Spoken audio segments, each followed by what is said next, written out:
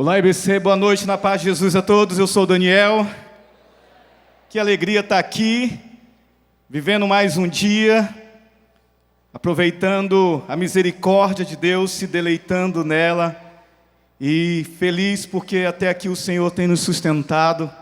E quando a gente vem para um culto desse, é ministrado por cânticos tão bíblicos como esse, né?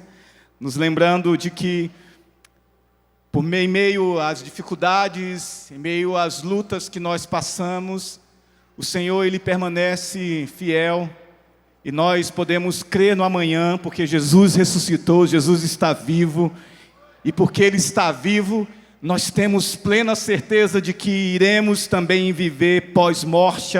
Isso nos leva a não temer absolutamente nada, porque o nosso Senhor e Redentor ressuscitou e nós também com Ele iremos ressuscitar. Então, coração muito feliz. Quero pedir que vocês abram aí a palavra de Deus no livro de Apocalipse, capítulo 2, e nós vamos ler do verso 8 a 11. Eu quero dizer também para vocês que essa não é uma mensagem muito fácil, não é algo que se você esteja tranquilo em pregar, em falar, mas é palavra de Deus e a gente precisa falar. É um desafio para mim, foi um desafio para mim preparar essa mensagem, foi um desafio pregar hoje pela manhã, porque é uma mensagem para a igreja de Jesus, é uma mensagem diretamente para aqueles que creem em Cristo, é uma mensagem que foi falada há 2000 anos atrás, com a igreja de Esmirna, mas que tem a aplicabilidade para os dias de hoje, para como nós vivemos o Evangelho de Jesus. Então, eu queria pedir que vocês continuassem orando por nós. Hoje eu falei para minha esposa, depois que eu preguei aqui pela manhã, eu saí exaurido, né? Um sentimento de batalha espiritual, e, enfim, mas nós estamos aqui de pé, e que o Senhor nos dê coragem, nos dê graça para falar da palavra dEle essa noite. Vamos ler?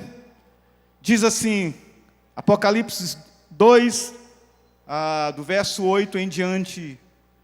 Ao anjo da igreja em Esmirna, escreva: estas coisas diz o primeiro e o último, que esteve morto e tornou a viver.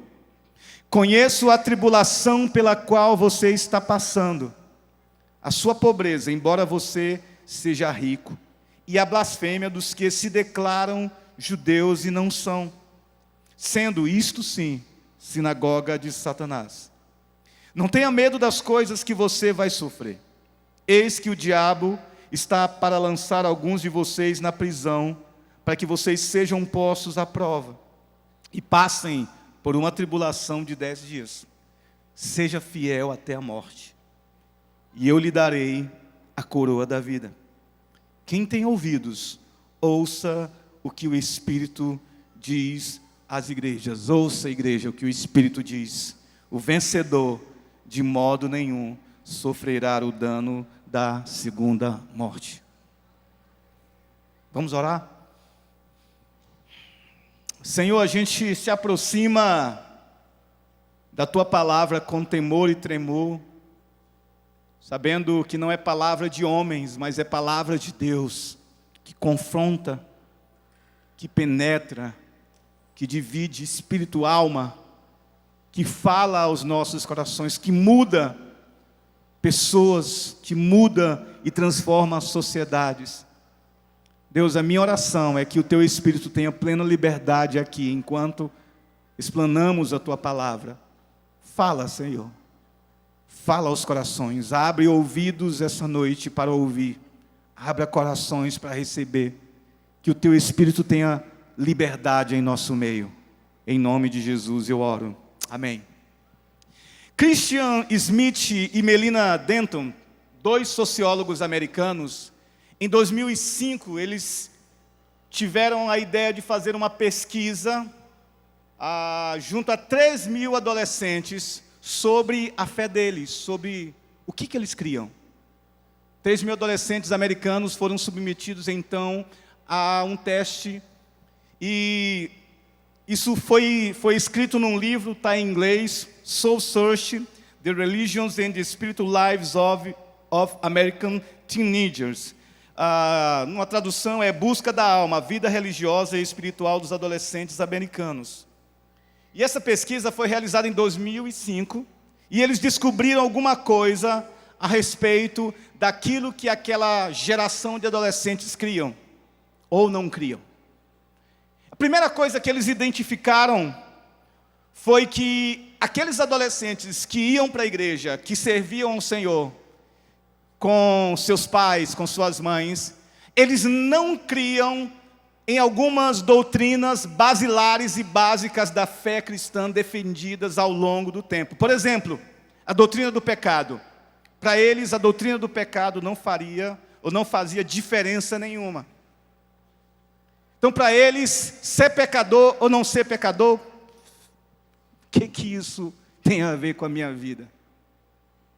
Segunda doutrina que eles não criam, a doutrina da redenção, ou seja, como é que nós nos tornamos justos diante de Deus? Então, se você ler o livro de Romanos, você vai entender que Paulo vai explicar como é que o homem se achega a Deus, se torna justo diante de Deus, e qual a importância disso para a vida cristã. Mas para eles também não tinham muito interesse, isso não tinha muita relevância para eles ou na vida deles. E a terceira coisa é a doutrina da soberania de Deus. Se Deus é soberano, Senhor ou não, para eles não importava. O importante é que eles criam em Deus. Por que Deus deve ser? Por que eu tenho que acreditar que Deus é soberano ou não? Ok, então ao descobrir isso, eles também descobriram que, a partir daí, aqueles adolescentes seguiam pelo menos 5 tipos de crenças, ou um conjunto de crenças silenciosas, que resumiam a sua fé. Deixa eu falar para você sobre essas crenças. Primeira ideia, a crença é o deísmo. Eles criam, então, que Deus é como um tipo de relojoeiro, é aquele Deus que dá corda no relógio, deixa o relógio por si mesmo e nunca mais toca no relógio. Então eles criam em Deus, ok, isso é deísmo, eu creio em Deus, mas Deus não intervém na minha história, Deus não precisa entrar ou não entra no meu cotidiano. Mas também Deus não exige obediência de mim, Ele não exige absolutamente nada, Ele está lá, eu estou aqui e assim a vida segue. Essa é a primeira crença que é silenciosa que eles criam a respeito de Deus. A segunda coisa, moralismo. Ou seja, a ideia de que viver a vida como alguém muito legal para os outros, que trata bem, que sabe falar, está tudo ok. Eu respeito a minha ideia, você respeita a sua ideia. Eu te trato bem, eu sou cordial, eu sou educado, eu não te ofendo. Então essa ditadura da bondade não incomoda, gentil todo o tempo, cumprindo a minha parte. Terceira coisa, terapêutico. É a ideia de que descobriram que na cabeça daqueles adolescentes a coisa mais legal do mundo na igreja era eles poderem ouvir a música que eles gostavam, era também eles poderem ouvir a mensagem que trazia para eles um certo conforto psicológico. Hoje eu não estou legal e eu espero que o pregador tenha palavras que afagam o meu ego, que falem sobre como eu sou especial, que fala como Deus pode me mimar. Isso para mim é fantástico. Esse era o pensamento daqueles adolescentes. Terapia. Igreja tinha a ver com um lugar onde eu sento no melhor lugar, eu escuto uma boa música, o clima está legal, então está tudo certo, essa é a igreja. Mas tem também uma quarta coisa, eles criam que esse Deus que não intervém na minha história, que não entra para entender os meus dilemas ou para intervir e mudar alguma coisa em mim, é um Deus tipo o Deus de lata, lata de emergência, ou aquele mordomo cósmico, que eu não falo com ele, eu não conheço, eu não tenho relacionamento, eu não oro, eu não tenho tempo com Deus, mas quando a coisa aperta, aí sim, aí eu vou atrás desse Deus, eu oro para esse Deus, e Ele resolve as coisas para mim, e ao resolver as coisas para mim, eu pego e boto ele na lata de novo, e eu digo para ele, tá bom, mordomo celestial, obrigado, volta para o seu lugar. E havia uma quinta coisa também que eles criam. Essa pesquisa mostrou que sobre crer no céu, para eles é a ideia do céu automático, ou seja, está todo mundo no céu. Morreu, opa, está no céu. Porque Deus, afinal, não vai lançar ninguém para o inferno.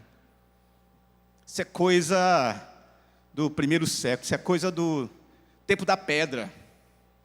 Então o céu é automático, relaxa aí, vive sua vida do seu jeito, suas crenças, use sua vida da melhor maneira que você achar. Deus não está muito ligando para o que você faz da sua vida. E outra coisa, o céu está garantido para você, ok? Deus possivelmente mande só alguns ditadores que foram muito maus, e aí aqueles caras que você não consegue engolir, então está tudo certo. Ao descobrir essas crenças, Christian e a Melina se perguntaram se isso era um novo tipo de religião que estava nascendo, 2005, certo? E eles, ao chegarem, ou ao verem de mais perto, chegaram à conclusão que não era um tipo novo de religião, mas na cabeça deles era um parasita que tomou a fé cristã apenas uma roupagem para um estilo de vida focado no bem-estar individual. Um parasita é aquele que não deixa mais as pessoas virem para a igreja porque querem buscar mais a Deus. É aquele tipo de parasita que não deixa mais as pessoas se debruçarem na palavra de Deus pelo simples prazer de ouvir Deus de manhã e se deleitar. É um parasita que não deixa mais as pessoas orarem e ter comunhão com Deus ou cantarem um cântico na intimidade. Esse parasita entrou e adentrou de tal maneira que transformou aquela geração num povo que busca a Deus, esperando que de lá venha algo que me conforte e que afague o meu ego tão carente e ferido. E qual o impacto disso?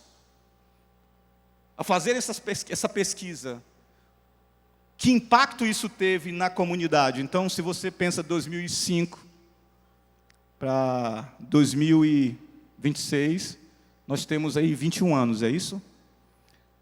21 anos. Mas se você coloca adolescente de 13 a 15 anos, você tem mais ou menos aí em termos de 31 anos, 32 anos. Aquela geração é a geração de hoje que invadiu as igrejas, que invadiu as faculdades, que está formando outras igrejas como novos pastores, mas que tem levado um evangelho estranho. E possivelmente muitos de vocês que estão aqui, que nos assistem, vêm com um tipo de chip do evangelho igual a esse. O que ele descobriu com isso? Qual é a consequência disso? Para onde isso levou? Primeira coisa, esvaziamento doutrinário. Pensa sobre isso. A partir desse tipo de crença, aqueles jovens então não puderam mais suportar a doutrina. Para eles, doutrina é coisa chata. Doutrina não tem a ver com cristianismo. Então, o esvaziamento da doutrina, ou a doutrina, ela agora foi substituída por um discurso motivacional e terapêutico. É por isso que o coach ganha tanto espaço no meio evangélico. Porque o coach tem o seu lugar, mas não no púlpito. O púlpito, o que tem lugar no púlpito é a palavra de Deus e nada mais. Só a palavra de Deus. E aqui é quando nós expomos a palavra de Deus e ela prescruta, ela entra, ela revela, ela mostra no mais profundo quem eu sou e quem você é. Mas aquilo foi transformado, então as pessoas agora esvaziaram certas igrejas ditas históricas por causa de uma doutrina das quais eles não creem mais e buscam então um lugar onde eles são motivados, onde há um discurso muito mais terapêutico. A segunda coisa é que trouxe para os estudiosos uma certa religião de consumo.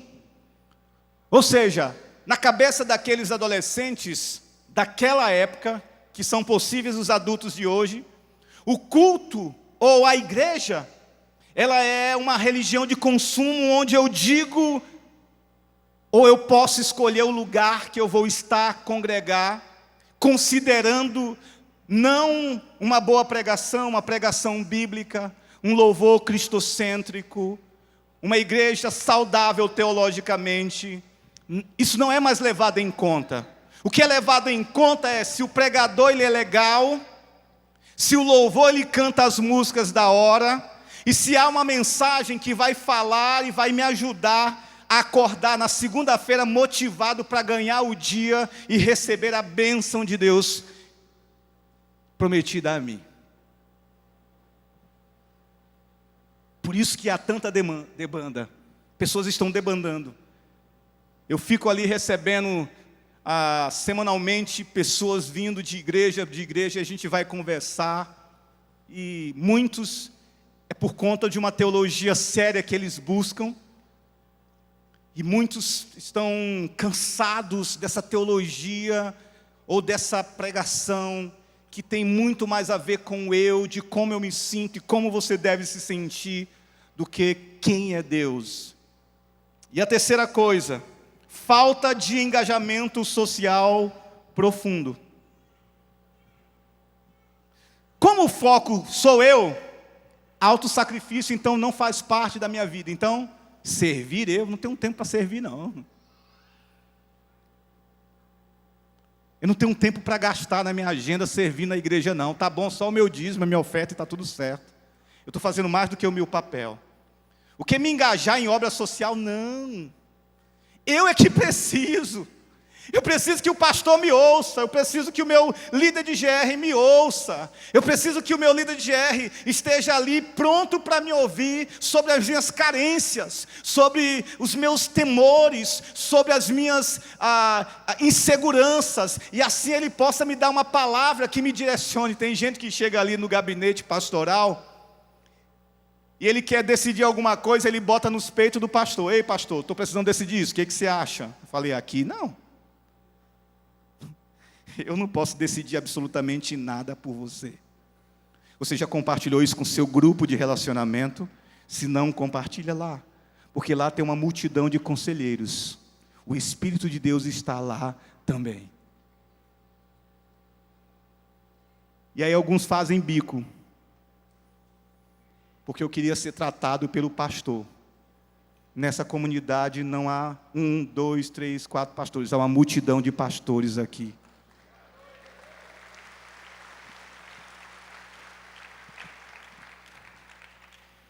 Christian Smith chegou à conclusão e ele denominou de deísmo moralista terapêutico. A gente vai falar de DMT, deísmo moralista terapêutico. Não é uma denominação com templo ou nome na fachada, mas um estado mental que mudou a forma como das pessoas viverem religião.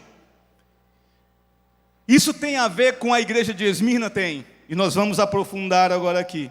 Porque quando você olha para a igreja de Esmirna, você acaba que tendo um confronto com aquilo que é o evangelho e como ele deve ser vivido, com aquilo que tem sido divulgado como evangelho. Então vamos lá, entender um pouco a igreja de Esmirna e o que Deus tem para falar sobre ela. A igreja de Esmirna a cidade de Esmirna era uma cidade portuária na Ásia, que estava sob o governo de Roma. E ela, é curioso a história de Esmirna, porque ela sempre sofreu com destruição. Então a cidade, ao longo dos seus anos, ela ia sendo destruída, e daqui a pouco ela era restaurada novamente, destruída e restaurada novamente. O símbolo era a ave fênix. Das 7 cidades descritas aqui em Apocalipse, ou das 7 igrejas, Esmirna é a única cidade que ainda hoje você pode visitar e conhecer o seu povo, provar da sua comida. Fica ali na Turquia e tem uma excelente tradição culinária. Dizem que as pessoas são muito agradáveis e gostam muito de receber turistas. O cristianismo chegou em Esmirna por volta do ano 52 a 55, provavelmente fruto do dia de Pentecoste, onde aqueles homens judeus que vieram na festa de Pentecostes ouviram o evangelho por meio de Pedro, e a partir dali saíram e começaram a falar de Jesus, e é possível que uma igreja tenha nascido a partir disso. Esmirna também era muito importante como cidade, por conta da sua fidelidade ao culto e à honra ao imperador. Então, porque eles eram muito fiéis ao imperador, o imperador acabou que honrando a cidade, dando o título de Neócora, em 26 depois de Cristo. Ou seja, esse título, ele dava influência a Esmirna. Ela recebia tanto autoridade para construir um templo dedicado ao Deus, a um dos deuses, como também organizar todo o culto a este Deus. E isso dava honra à cidade, porque muitas pessoas iam ali, afluíam ali, para poder adorar aquela divindade. Então a cidade tinha um status religioso, um prestígio social, e estava muito bem na finta. Mas vamos lá, verso 8, abre sua Bíblia e acompanha comigo. Agora nós vamos entrar no texto. O verso 8 diz: ao anjo da igreja em Esmirna, escreve, estas coisas diz o primeiro e o último, que esteve morto e tornou a viver. Primeiro e último. A palavra Esmirna vem logo trazendo uma visão gloriosa de Deus. Ele diz que Deus, ele se apresenta como o primeiro e o último. Ele começa se apresentando como aquele que governa toda a história. Aqui, Esmirna já é apresentada a esse Deus que está dizendo: ei, vai vir coisas aí na frente. Mas deixa eu te falar uma coisa. Eu sou o alfa e ômega. Eu sou o princípio e o fim. Eu sei o que vai acontecer, porque eu conduzo a história. Porque eu tenho domínio sobre a história. Porque eu sou soberano sobre a história. Então, aquela palavra chega a Esmirna como um tipo de consolo. Diferentemente do que o deísmo terapêutico, moralista terapêutico acredita que Deus não intervém aqui, já quebramos esse tipo de teologia, de pensamento, de que Deus não intervém na história. E Deus está dizendo para a igreja de Esmirna: eu sou o primeiro e o último, o princípio e o fim, o alfa e o ômega. Eu quero dizer para você que eu estou conduzindo a história, e vem coisa por aí, mas confia, eu sei o que eu estou fazendo. Em Isaías 41:4, esse texto aparece dizendo assim: quem realizou feitos tão poderosos e chamou cada geração desde o princípio dos tempos? Eu, o Senhor, o primeiro e o último, somente eu. Princípio e fim. Deus era eterno e governava ou governa sobre tudo. Ele é o Senhor da história. Mas ele continua. O verso 8 também diz que ele esteve morto e reviveu. E aqui eu quero chamar a atenção de vocês para aquilo que é o centro dessa mensagem. Essa mensagem ela tem a ver com Cristo ressuscitado. E é aqui onde a igreja de Esmirna recebe talvez a mensagem mais poderosa desses poucos versículos, que é: estive morto e revivi. Por quê, meus irmãos? Porque a ressurreição é o fundamento da nossa fé. Todo cristão genuíno vive à sombra da ressurreição de Cristo. Tudo que nós cremos depende disso. Cristo ressuscitou, essa é uma verdade que nós proclamamos. Quando ele recebe essa mensagem, como a igreja de Esmirna, quando a igreja de Esmirna recebe essa mensagem, Deus está preparando para dizer para ela que tudo aquilo que ela iria passar, ela precisava ter ciência, ela precisava ter fé, ela precisava acreditar que Cristo estava vivo, que Cristo ressuscitou.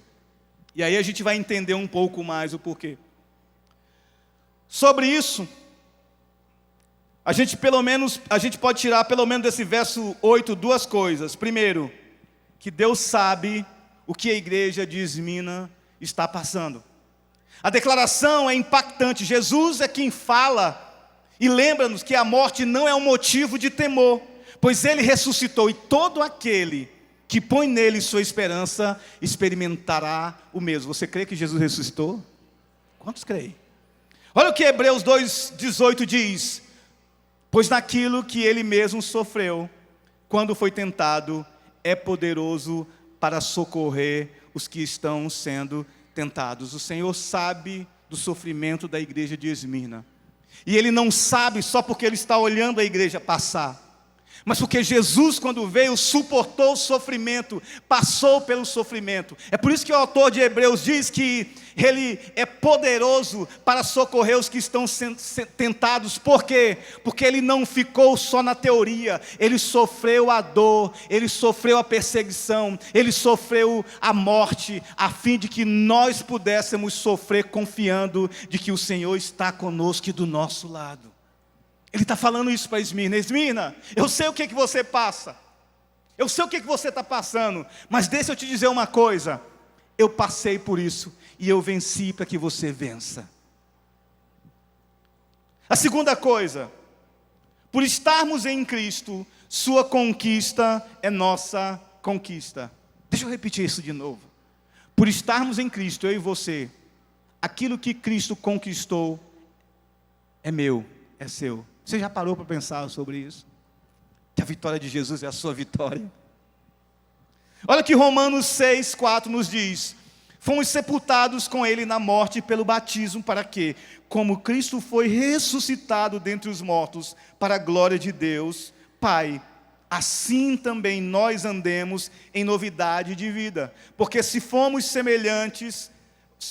unidos com Ele na semelhança de sua morte, certamente o seremos na semelhança da sua ressurreição. Deixa eu te falar algumas coisas aqui. A dádiva que recebemos de crer em Cristo é receber aquilo que Cristo recebeu. Cristo ressuscitou, nós também iremos ressuscitar. Cristo ressuscitou. E Ele pode também nos ajudar nas mesmas coisas. Aqueles irmãos, eles estavam vivendo tribulação, sofrimento e iriam passar por mais coisas. Mas eles foram lembrados que estavam em Cristo. E por estarem em Cristo, a garantia de que eles iriam ressuscitar mesmo diante da morte era uma garantia fortíssima, plena, com certeza iria acontecer. Só que tem uma palavra que sobressalta aqui, o certamente. O verso 4 de Romanos 6 nos diz: certamente o seremos na semelhança da sua ressurreição. Certamente aqui, querido, não tem ou não diz respeito àquilo que eu e você fazemos. Não tem a ver com o nosso comportamento. Não tem a ver como andamos. Mas tem a ver com aquilo que Cristo conquistou por nós, vivendo uma vida plena e santa. Como é que respondemos a isso? O próprio texto Romanos 6,4 nos diz que nós vivemos em novidade de vida, ou seja, há uma resposta, mesmo que imperfeita, mesmo que não chegue ou não alcance o padrão exigido, mas há uma resposta de querer andar com Deus, de querer se agradar de Deus, de querer ser santo para Deus, de querer santificar o nome de Deus enquanto andamos.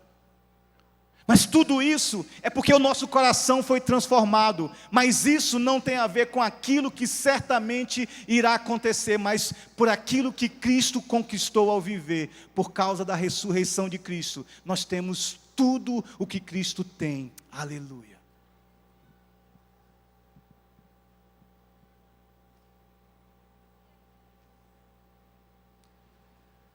Verso 9, a tribulação conhecida. Conheço a tribulação pela qual você está passando, a sua pobreza, embora você seja rico, e a blasfêmia dos que se declaram judeus e não são, sendo isto sinagoga de Satanás. A palavra de Deus de Deus à igreja de Esmirna, de conhecer a tribulação que eles estão passando, mostra que Deus não está alheio ao que eles e nós, vocês, estão passando. Pega isso. Pelo contrário, Ele só nos lembra de que Ele está conduzindo todas as coisas. Sua riqueza, ou nossa riqueza, não vem do que possuímos aqui, mas do que está garantido na eternidade. Aqui vemos como nossa esperança não é escapista, mas escatológica. Sabe, o deísmo, ou DMT, ele traz ao evangelicalismo atual uma esperança escapista, ou seja, vai dar tudo certo. Já deu tudo certo. Para de sofrer. Pare de sofrer. Vem para cá que a tua vida vai mudar. Vem para cá que o teu sofrimento vai parar. Esse é o tipo de esperança, é uma esperança escapista. Mas irmãos, fala a verdade aí. Fala a verdade. Quantos de nós, na caminhada cristã, em meio a coisas que nos aconteceram, tiveram a sensação de que Deus te odiava? Eu tive. Está tudo certo, daqui a pouco, pneu fura, aí você ajeita o pneu. Você está andando, chuva vem, não é só um pneu, 2 pneus. Aí tu olha para o céu e diz, Deus me odeia.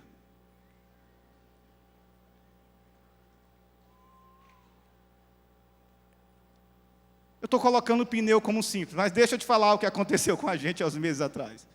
Os carros com um problema, um barulho chato, tendo um barulhozinho lá e disse assim, eu vou levar, sem dinheiro, né? Vamos levar na oficina depois.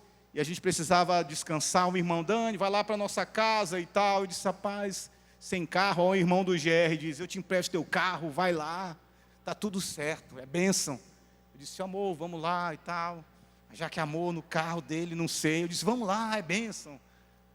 Vamos. Ok, vamos.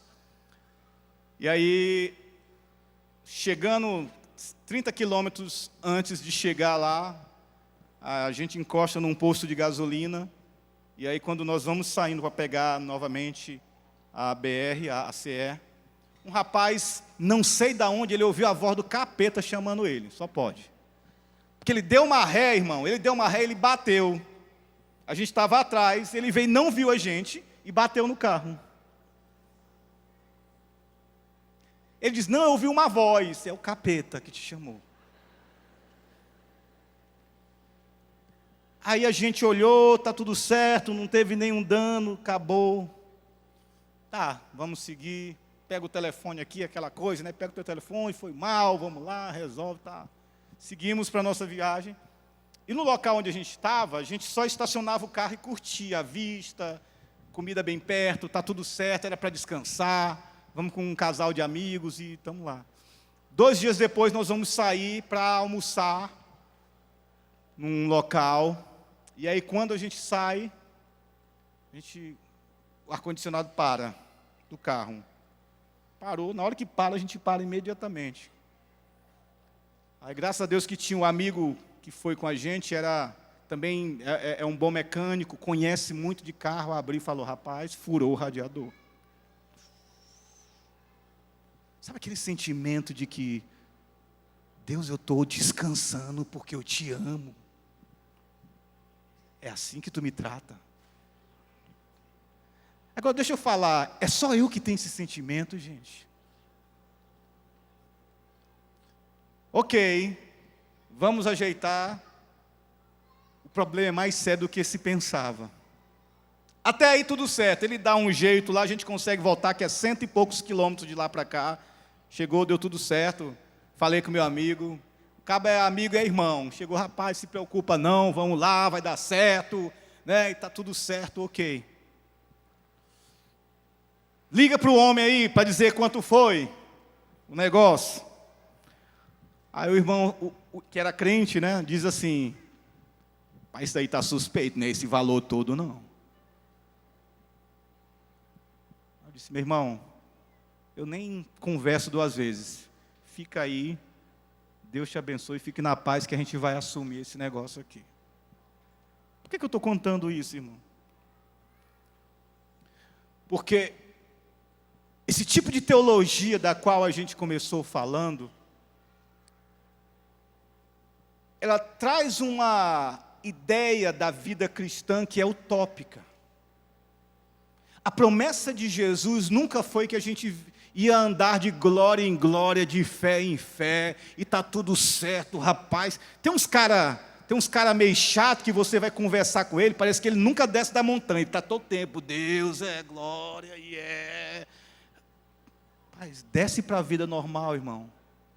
Porque a vida normal, ela é cheia de tribulação, de dificuldade, de dor, de raiva. Tem irmão que pisa no calo, tem irmão que não resolve as coisas, tem um que fala mal, e você vai ter que lidar. Essa é a vida real. Por quê? Porque eu só posso amar aquele que me faz mal. Porque esse é o Evangelho. O Evangelho é uma vida de desafios, porque eu preciso amar o meu irmão, mesmo que ele seja intragável. Porque quando eu amo o intragável, eu revelo o amor de Cristo ao mundo, e Cristo é glorificado, irmão. Então essa história de que vai dar tudo certo, e se não der tudo certo? Como é que você explicaria, como é que essa nova teologia explicaria o vai dar tudo certo para os apóstolos? Um morreu decapitado, outro foi enforcado, outro foi apedrejado, outro foi esfaqueado. Explica para eles lá. Paulo morreu solitário, ainda foi enforcado. Vai dar tudo certo. Sim. Se você estiver pensando horizontalmente, não deu tudo certo. Mas quando você olha para a eternidade, que é aquilo que a palavra de Deus pede para que a gente olhe, deu tudo certo. Porque a morte foi um caminho para que eles vivessem uma vida gloriosa diante de Deus.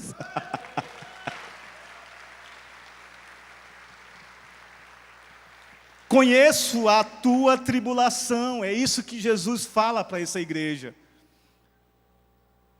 Ele conhece, mas Ele está conduzindo tudo.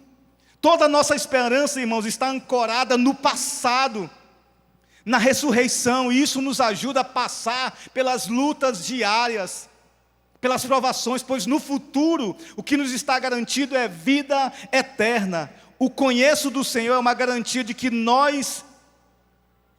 é uma garantia para nós de que Deus não está alheio às dores e às lutas que nós passamos. Ele só está dizendo, ser valente, ser fiel, continua.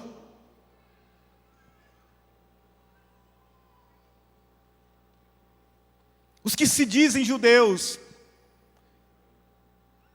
mas não são sinagoga de Satanás. A comunidade judaica de Esmirna era gigante. E eles tentavam preservar ali aqueles que ainda não tinham se convertido a Cristo, um modo exclusivo, como povo de Deus escolhido.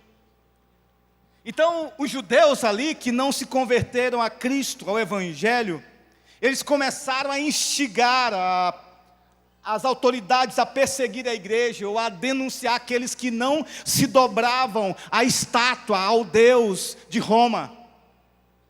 É por isso que eles começaram a instigar para tentar acabar, porque eles não viam, eles viam uma separação, mas João ele não via desse jeito.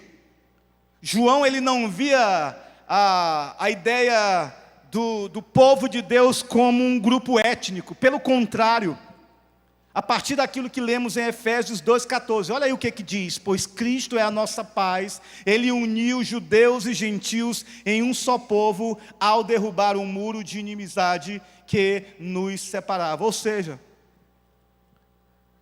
João estava dizendo, esses que estão rejeitando o Evangelho, pertencem a Satanás, porque o Evangelho ele não é divisão. Deus transformou dois povos em um só, por causa do sangue que foi derramado de Cristo. E aí nós vamos para o verso 10, olha aí na tua Bíblia. O verso 10 tem algumas coisas especiais aqui. Diz: não tenha medo das coisas que você vai sofrer. Eis que o diabo está para lançar alguns de vocês na prisão, para que vocês sejam postos à prova. E passe por uma tribulação de 10 dias. Seja fiel até a morte, e eu lhe darei a coroa da vida. O evangelicalismo atual se afastou de uma teologia saudável do sofrimento, porque teve como fundamento a DMT, que trouxe essa ideia da terapia, do terapêutico, do eu preciso me sentir bem. Mas paradoxalmente aqui nós somos levados para outro caminho. A igreja de Esmirna, ela é confrontada ou desafiada pelo Senhor na palavra: não tenha medo das coisas que você vai sofrer. O Senhor está falando para ela, o Senhor não está falando para ela, não tenha medo. E ponto. Ele está dizendo: não tenha medo daquilo que vai sofrer, ou que você vai sofrer, porque vem coisa dura por aí, vem pedrada por aí, vem prova por aí. Eu já estou falando para você, ó igreja de Esmirna, não tenha medo. O problema do não ter medo, como eu falei, vai dar certo.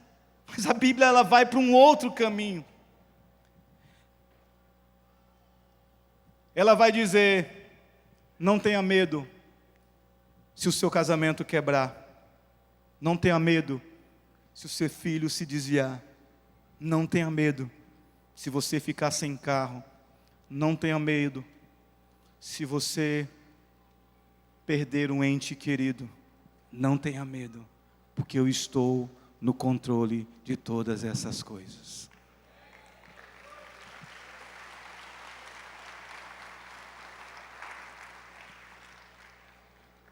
O consolo da palavra de Deus não é escapismo. O consolo da palavra de Deus é uma esperança escatológica, olhando lá para frente. Sabe, irmãos, a minha família sofre de uma doença chamada anemia falciforme, alguns de vocês conhecem. E essa é uma doença cruel, né? Eu sou recessivo, eu sou o mais velho, e o segundo dominante, o terceiro recessivo, o quarto dominante. E eu lembro de viver a minha vida toda de hospital em hospital. Eu era um irmão mais velho, minha mãe tinha que trabalhar. Meu pai, um alcoólatra e adúltero inveterado. Então ele não estava muito nas coisas do dia, apesar de morar na mesma casa. E eu lembro de como a gente sofria com as dores crônicas do meu irmão mais novo. Muita dor. E nós morávamos numa comunidade muito pobre. Nós não tínhamos carro. E para nós irmos para o hospital, nós tínhamos que andar pelo menos 2,5 km para chegar na avenida principal, esperar um ônibus e assim ir para o hospital. E o horário era 12 horas da noite, 1 hora da noite, que é a hora da dor. E a gente se converteu, eu me converti primeiro aos 13 anos de idade, e aí vieram meus irmãos. E aí Deus vai curar vocês. Deus vai curar vocês. Meus irmãos muito crentes, todos envolvidos na igreja, tocando, cantando. E aí eu venho para Fortaleza, e num dia de culto aqui, pastor Armando recebe a notícia: seu irmão, o irmão do Daniel, mais novo, acabou de falecer. Essa foi a primeira dor no coração da nossa família, e principalmente no coração da minha mãe. E a gente lida com a dor, sofre, pergunta: por que Deus? O que está acontecendo? Não tem resposta. Não tem resposta para isso. Fiéis, pessoas de Deus que se dedicam à Bíblia, que se dedicam à igreja, sofrem uma perda dessa. 22 anos, muito novo. Passa-se o tempo, há um ano atrás, mais ou menos, recebo a segunda notícia, 2 horas da manhã, alguém bate na minha casa, pastor Hamilton e Gabi diz, seu irmão acabou de falecer. Mais uma dor para uma mãe, filho, 42 anos, um filho de 10 anos, saiu do louvor direto para o hospital, porque ele liderava louvor, culto foi uma bênção, chegou lá no hospital sentindo dores, recebeu uma dose de morfina, o coração não aguentou. A pergunta de novo vem, por quê? Como é que a gente lida com isso? A igreja sofre, a família sofre, a mãe sofre, quem está aqui de longe sofre. Mas sabe, irmãos, Deus se mostrou para nós de uma forma gloriosa. Porque a nossa fé foi provada. E essa fé foi provada de tal ponto, de tal forma, que aquilo que nós mais temíamos aconteceu. Jó falou isso. Jó disse, aquilo que eu mais temo me alcançou. E de fato aquilo que nós mais temíamos alcançou a nossa casa mais uma vez. A morte de um segundo filho, de 4 filhos sobraram nós 2. Mas toda vez que eu olho para minha mãe, que eu falo com a minha mãe, eu vejo alguém amando mais o Senhor. Eu vejo minha cunhada e meu sobrinho estão servindo ao Senhor. Talvez com perguntas, talvez com dúvidas, talvez com raiva, vivendo o luto silenciosamente, mas querendo de fato, de verdade, entender e se agarrar a Deus com a promessa de que, assim como Cristo ressuscitou, nós que cremos nele iremos ressuscitar e iremos ver mais uma vez os nossos entes queridos lá na frente.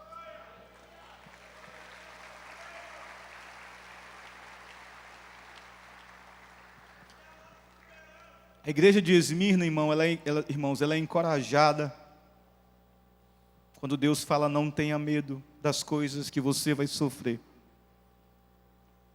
Igreja Batista Central, Deus te encoraja essa noite, dizendo, não tenha medo das coisas que vocês irão sofrer. E a gente pode tirar pelo menos 3 coisas aqui. O sofrimento faz parte da jornada. O sofrimento faz parte da jornada cristã. Mas Deus, em sua infinita graça, nos dá o sofrimento como prova para o nosso crescimento na fé. O verso nos lembra que o sofrimento não é eterno. Diz 10 dias. Os 10 dias aqui provavelmente devem ser entendidos como um período intermediário e limitado de sofrimento, que terminaria em julgamento e morte. Para os cristãos, porém, seria vitória e vida garantidas pela ressurreição de Cristo. Pouco tempo de sofrimento, vida eterna. Pouco tempo de dor, vida eterna. Olha que Coríntios 4, 2 Coríntios 4, 17 nos diz, porque a nossa leve e momentânea tribulação produz para nós um eterno peso de glória. Romanos 8, 18 nos diz, porque para mim tenho por certo que os sofrimentos do tempo presente não podem ser comparados com a glória a ser revelada em nós. O sofrimento faz parte da jornada. O segundo encorajamento é vitória sobre o medo. A igreja de Esmirna ouve do Senhor não tenha medo. Deixa eu falar uma coisa sobre esse verso aqui. Quando você vai lá para Apocalipse 21, 8, diz o seguinte, quanto porém aos covardes, aos incrédulos, aos abomináveis, aos assassinos, aos imorais, aos feiticeiros, aos idólatras e a todos os mentirosos, a parte que lhes cabe será no lago que está queimando com fogo e enxofre, a saber, a segunda morte. E aqui tem duas palavras aqui, ou dois tipos de gente que não vai ter a vida eterna: covardes e incrédulos. O Senhor diz para a igreja de Esmirna não temer. Que temor é este, ou que medo é este? Será que sentirmos medo, ou ao sentirmos medo, estamos então aí perto da lista daqueles que não vão adentrar o reino dos céus? Aqui o medo, queridos, que aparece em Apocalipse como covarde, é de uma palavra no grego que diz deilos, a palavra deilos no grego. E ela tem uma ideia de recuo, ou seja, ter medo de perder o status social ou morte física. Por causa desse medo, ele abandona seu posto, abandona sua posição. É a primeira coisa, é a primeira ideia por trás dessa palavra. A segunda é a falta de coragem espiritual. Essa falta de coragem espiritual, irmãos, ela é necessária para confessar a fé em Cristo. Ou seja, se quando você não tem essa coragem, você cede às pressões para salvar a sua própria vida. Sabe quando você está naquele ambiente de trabalho e você começa a sofrer de assédio moral porque você é crente? E aí, ao invés de você falar, ok, por causa de Cristo eu estou fora, por causa de Cristo eu abro mão. Não, você cede. Por causa da pressão, você nega a sua fé em Cristo para querer agradar a homens. É esse tipo de covardia que esse texto está falando.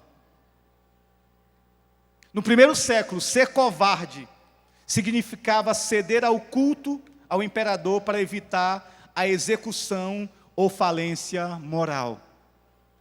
O covarde era aquele que abria mão, que de fato adorava o Deus romano, para que ele não fosse executado, ou para que os seus bens não fossem ali revogados pelo Estado. Segunda palavra, incrédulos, do grego apistos. Os incrédulos não herdarão o reino de Deus, ou seja, a parte deles é no lago de fogo. Ouça isso. Apistos não é aquele que tem dificuldades de crer intelectualmente. Não é esse tipo. No grego, a incredulidade e falta de confiança é a recusa em confiar, mesmo com todas as evidências. Ou seja, eu não sei quantos aqui leram ou ouviram um filme Em Defesa de Cristo. É a história do jornalista Lee Strobel. Você pode ir numa Amazon, tem, numa Prime tem. É um filme já antigo, mas conta a história do Lee Strobel. Lee Strobel era um repórter muito famoso de Chicago, um ateu contumaz. E aí um dia ele recebe a notícia de que sua esposa agora crê em tal de Jesus. E o filme se desenvolve em como Lee Strobel, ele responde a isto e chega à fé cristã. Então o que acontece é que o Lee Strobel, ao ouvir que a esposa dele é crente, ele vai para o seu mentor e pergunta: como é que eu faço para acabar com essa história aí de ser crente? Aí o mentor dele fala o seguinte: é só você provar que a ressurreição não aconteceu. Se você provar que a ressurreição não aconteceu, acabou. Sua esposa não vai mais ser crente e você vai voltar à sua vida normal. Pois eu vou provar, não só para ela, mas para esse bando de crente aí que vive ao redor do mundo, que a ressurreição não aconteceu. E ele começa a jornada dele. Como ele é um repórter, tem acesso a todo mundo. Ele procura historiador, geólogo, arqueólogo. Ele vai atrás de cientista, de médico. Mas ele vai atrás de todo mundo. E todo mundo, ninguém consegue negar a ressurreição. Todos eles atestam que a ressurreição foi um fato histórico. E quando ele chega no limite, que ele não aguenta mais, ele fica com raiva, ele discute com a esposa. E aí um amigo fala para ele: rapaz, o que está faltando? Porque você disse que iria provar que a ressurreição não foi um fato. Você foi atrás de todos os argumentos possíveis e você não conseguiu provar. Você só não quer acreditar. Você decidiu, mesmo com todas as provas postas à mesa, não acreditar. Até que no final Lee Strobel se rende e se dobra diante desse Cristo que ressuscitou. Entrega a sua vida a Jesus. E se torna um dos maiores evangelistas dos Estados Unidos, debatendo em faculdades com cientistas e outros. Ele não conseguiu resistir ao poder da ressurreição de Cristo. O termo apistos, então, é uma recusa em confiar, mesmo com todas as evidências. Aqui é uma postura de deslealdade ativa. Nesse caso, a incredulidade gera o fruto da covardia. E aqui, meus irmãos, se você não crê na ressurreição, você agirá como um covarde, temendo perder coisas e até a própria vida. Porque o nosso fundamento é Cristo ressuscitou. Mas os que confiam e esperam em Deus são encorajados a não temer mesmo diante da morte, porque aquele que venceu a morte está com eles, lhes garantindo vida. Jesus nos garante vida e vida eterna, querido.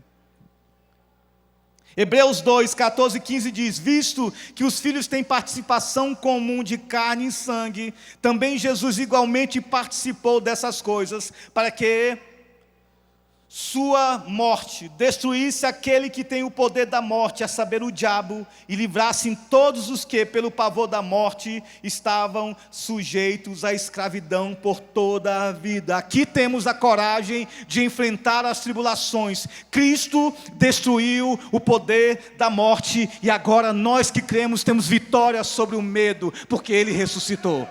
Nada pode parar a igreja de Jesus, querido. Nada. E a terceira coisa é a ressurreição de Cristo, é a nossa garantia.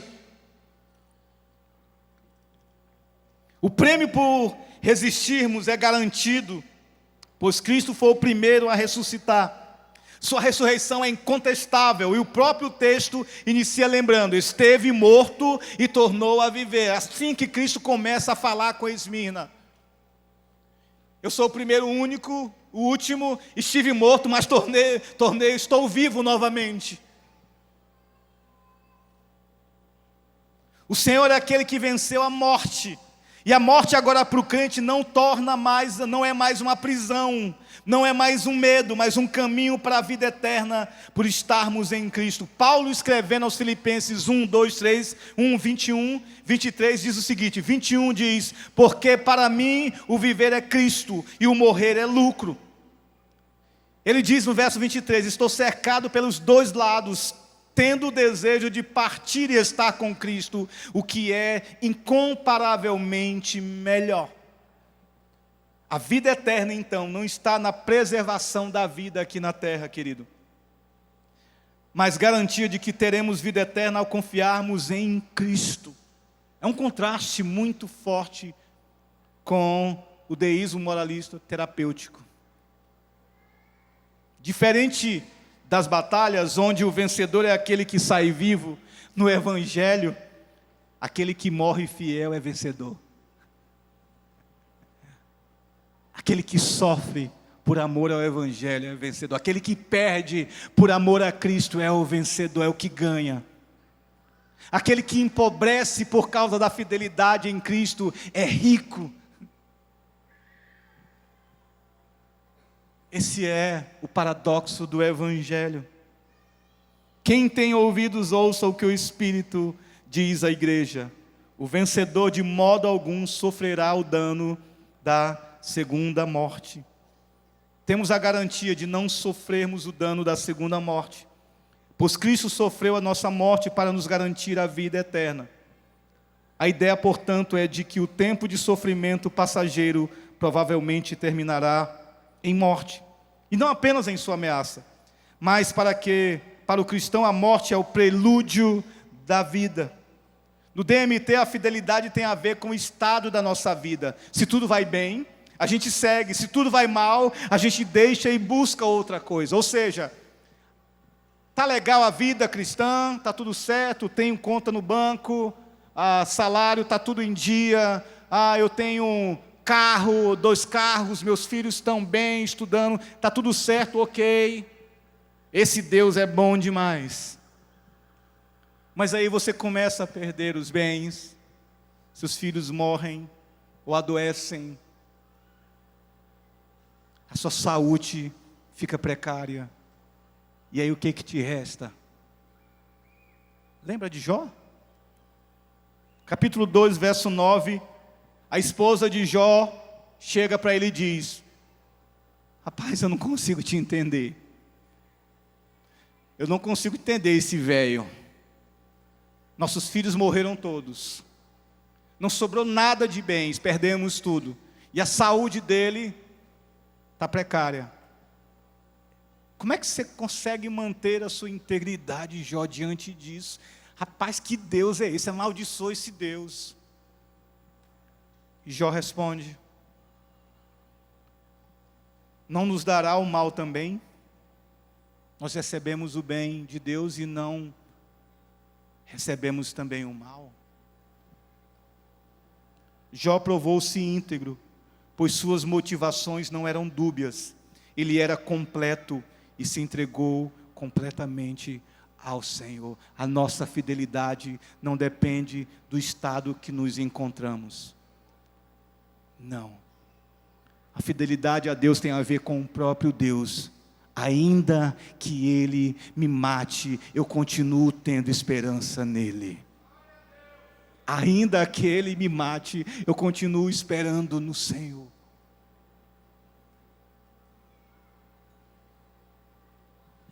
Conclusão.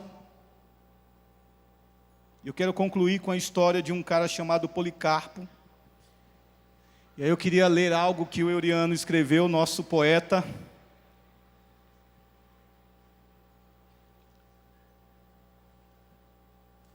Achei simplesmente genial.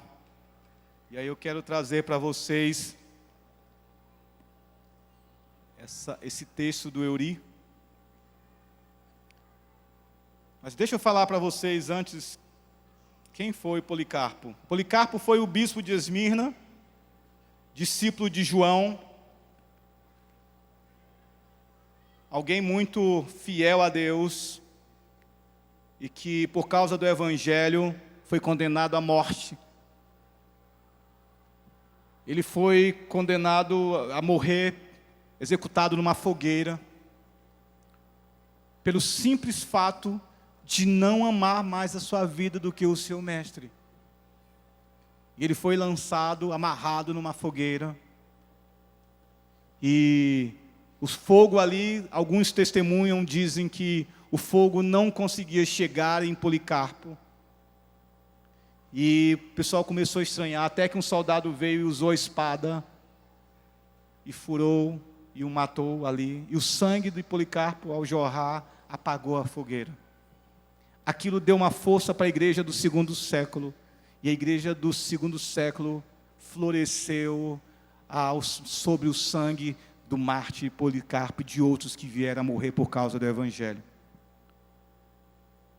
O Euri escreveu isso, diz assim: foi levado para a arena, onde seria martirizado.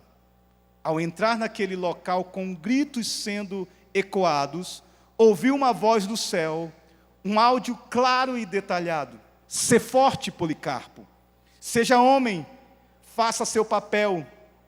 Aquilo o encheu de coragem, uma voz vinda do céu, que o tornou mais forte, lhe deixando mais fiel.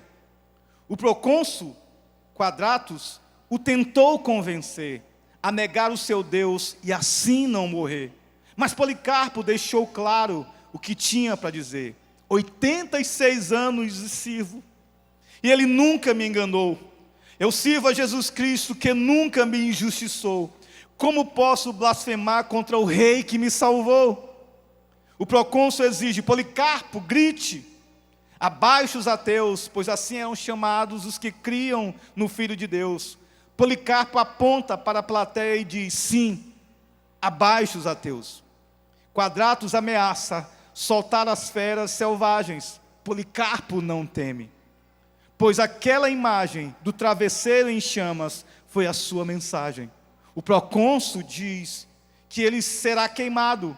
Policarpo então responde: esse fogo logo será apagado, mas o fogo do julgamento é um castigo eternizado. O amarraram numa pira e o fogo foi acendido, mas o vento que fazia não o deixou ser consumido. As chamas não lhe pegavam, Policarpo não foi atingido.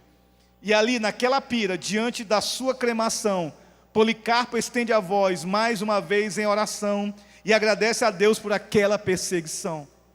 Ao ver aquela cena, um carrasco se aproximou, puxou uma espada e o seu corpo golpeou. O sangue que jorrava, o fogo apagou.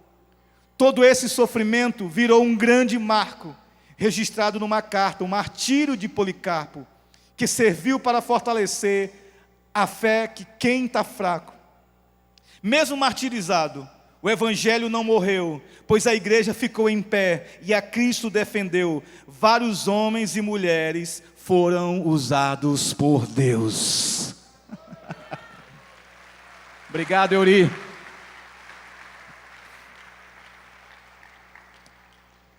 Olhar para as dificuldades da vida, sejam elas quaisquer áreas, é perder de vista o Deus que intervém e cuida de nós. Todas as coisas são conduzidas pelo Senhor, por isso devemos nos apegar às palavras de Deus que nos lembram que Ele é o primeiro e último, o Deus eterno que governa sobre tudo e intervém na minha e na sua história. A minha pergunta para você: o que Deus falou com você e o que você vai fazer a respeito, querido?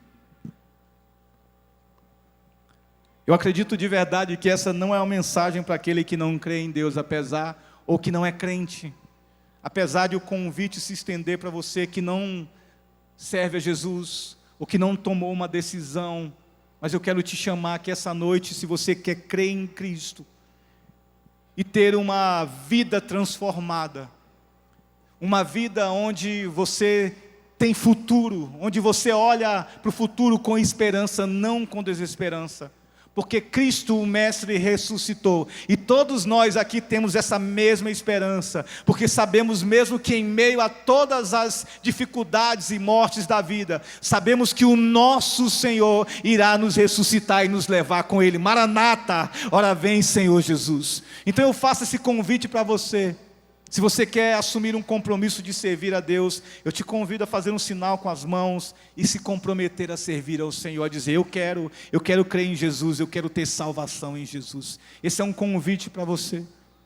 Mas eu estou falando exclusivamente essa noite, eu saberia que era para a igreja de Jesus, para que nós pudéssemos fazer uma reavaliação da crença que nós estamos tendo.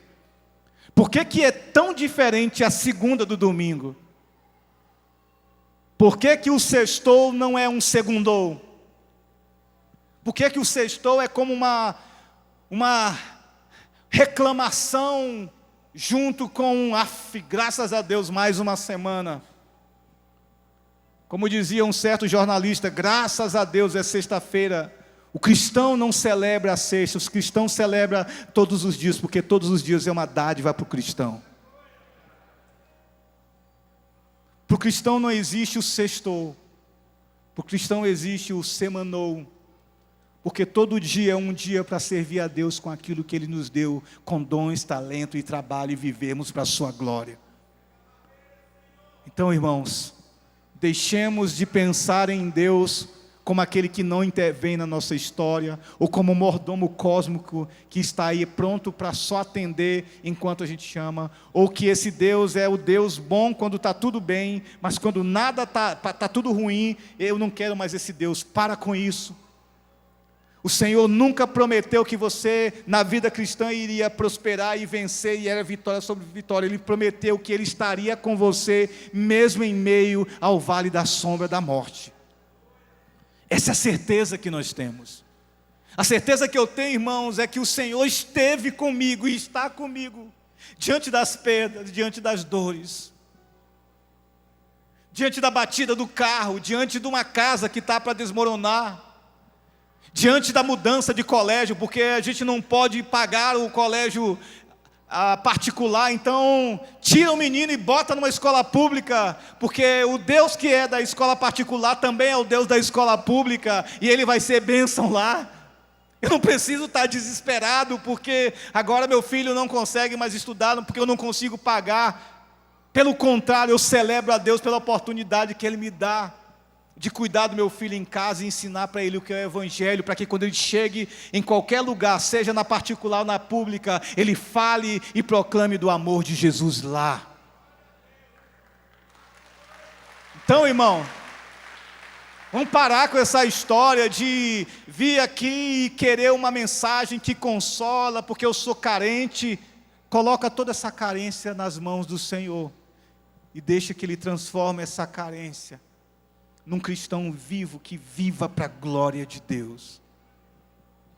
Eu queria te convidar a cantar essa canção, que diz que a forte mão do Senhor guarda os meus dias. Mas eu queria te convidar a cantar como uma oração. Se a tua alma teme o amanhã, nós sabemos, eu sei, o meu Redentor vive. O nosso Redentor está vivo, querido. Então, vamos cantar junto essa música, como uma oração ao Senhor, como uma resposta ao Senhor essa noite. Então fica à vontade aí para cantá-la. Ergue tua voz e vamos juntos.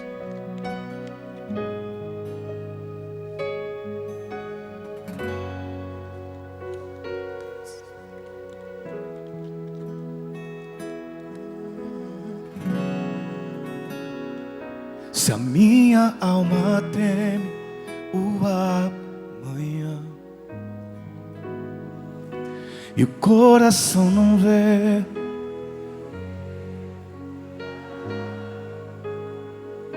se eu não consigo ouvir, ainda assim, mesmo diante da morte, Senhor, da doença,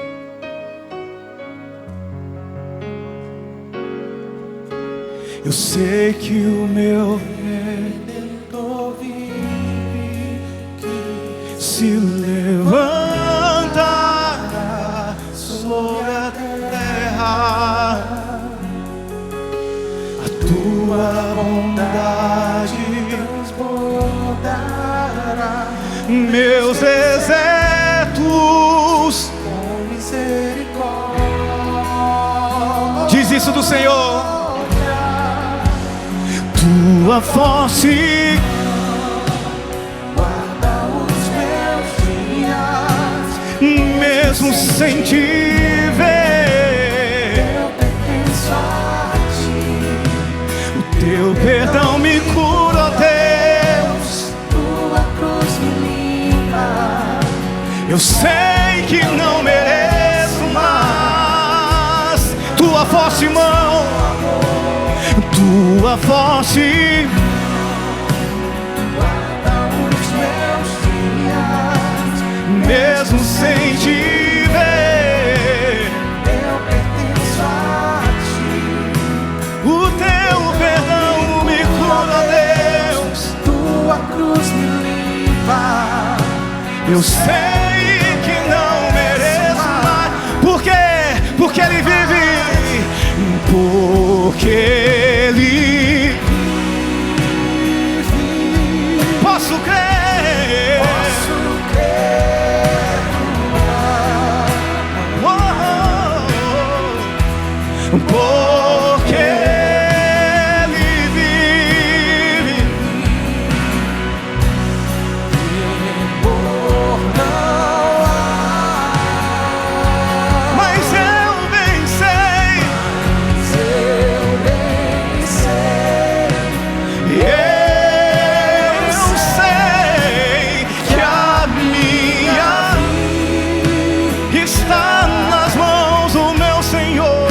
Está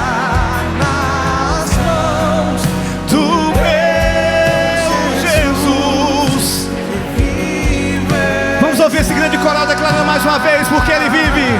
Vamos lá, grande coral.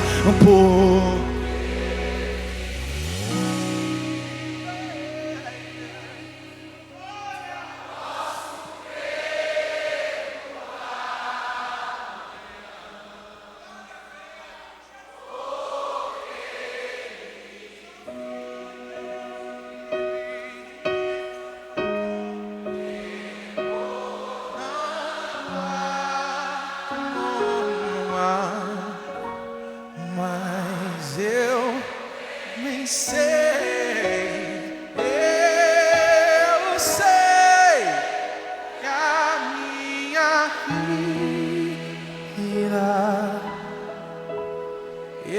está nas mãos do meu Jesus. Declaramos que vive está.